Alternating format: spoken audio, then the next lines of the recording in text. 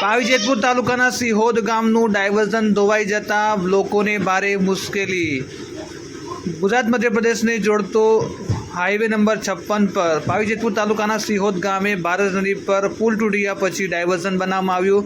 એ પણ 2 વાર બનાવવામાં આવ્યું છે। 4 કરોડથી વધારે ખર્ચો કરી દેવામાં આવ્યો છે। તેમ છતાં પણ અહીંની જનતાને ભારે હાલાકી ભોગવવાની પરિસ્થિતિ તમે જોઈ શકો છો। જે પ્રકારે ઓલ ધ વેધર જે પ્રકારે કહી શકાય છે કે આજે ઓલ ધ વેધર ટકી શકે છે તેવો ડાયવર્ઝન બનાવવામાં આવ્યું હતું, પરંતુ આ તહેસ નહેસ થઈ ગયું છે અને જેમાં મોટું નુકસાન થઈ ગયું છે।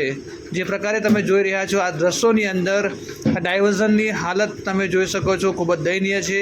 તિરાડો પડી ગઈ છે અને રેલિંગો પણ તૂટી ગઈ છે અને અહીંથી પસાર થતા અનેક લોકો છે તે મુશ્કેલીમાં મુકાયા છે।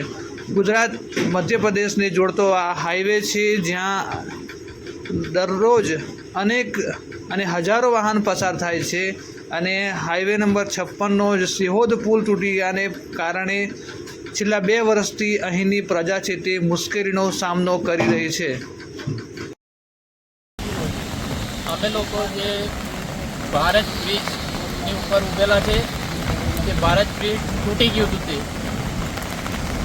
અને પ્રથમ વખતે જે 2 કરોડ અને 37 લાખના ખર્ચે પહેલાં ડાયવર્ઝન જે બનાવવામાં આવેલું તે પણ ધોવાઈ ગયું, તે પણ જતું રહ્યું પાણીની ફોર્સથી। અને અત્યારે તે પછી 4 કરોડના આશરે 4 કરોડના ઉપરના તે ખર્ચે બનાવેલું ડાયવર્ઝન તે હાલ તમે જોઈ રહ્યા છો કે આ ધોવાઈ ગયું છે અને આ કેવું મટીરિયલ વાપરેલું છે અને આની મેં કોને દોષી માનવું? આ બધું પ્રજાને વેઠવું પડે છે। આનું કંઈક પણ નિરાકરણ વહેલી તકે આવે એવી અમારી માંગ છે। અને બીજું કે આ મીડિયાના માધ્યમથી અમે કહેવા માંગીએ છીએ કે આ બાકી બચેલા જે બ્રિજો છે, જેવું કે રતનપુરના છે, મોડાસર છે, ડુંગરવાટ છે, હવે એ બ્રિજો જે ચાલુ છે તે પરિસ્થિતિની અંદર એ લોકો આ ચોમાસું ગયા પછી એની જોડે બીજા નવા બ્રિજોનું નિર્માણ કરે। અને અમારા છોટાઉદેપુર જિલ્લાના નેતાઓને અમારી આ નમ્ર અરજ છે કે આ લોકો ત્યાં ઉપર રજૂઆત કરે અને આ બ્રિજો જ્યાં સુધી ચાલે છે ત્યાં સુધી એની જોડે બીજા નવા બ્રિજોનું નિર્માણ કરી લે। નહીં તો કદાચ કોઈ અકસ્માત થયું કે આવા કોઈ બ્રિજો ફરી તૂટ્યા તો આ પ્રજાને આનાથી વધારે દુઃખ અને એ વેઠવી પડશે એવું અમને લાગી રહ્યું છે।